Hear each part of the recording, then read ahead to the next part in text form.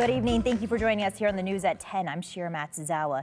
And it's been more than 3 weeks since lightning sparked the Four Corners fire west of Lake Cascade. Tonight, that fire has burned more than 13,000 acres and stands at 34% contained. KTVB's Abby Davis spoke with people on the front lines about their experiences. Abby. Shira, even though there's still a lot of work to be done, I'm told morale is high, and one worker says protecting and serving others is what keeps him going.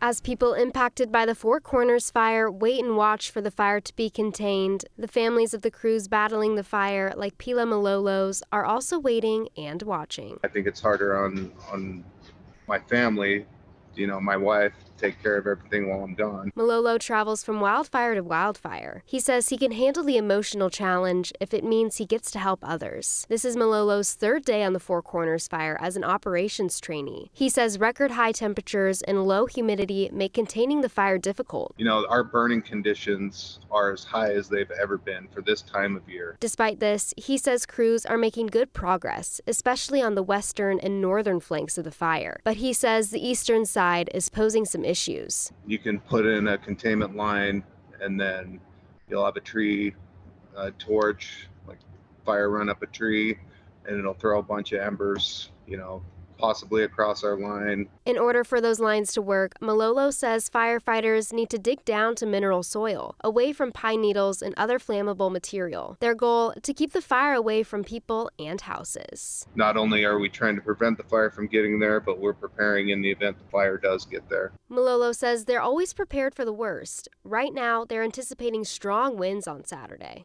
Every day we get weather forecasts and we're constantly monitoring, what the weather is and is going to be. Public Information Officer Jennifer Diamond says there are over 750 people on the fire. This includes 18 crews and 43 engines. She says people usually work 14 days, then have 2 or 3 days off. Some return back home, while others go straight to another fire. Like Malolo, they're doing this while being away from loved ones. It's not something we love. Even though we love our jobs, it's hard to be away from family. But he says that love for the job makes it worthwhile. Just having a job that you enjoy and take pride in is something to be thankful for.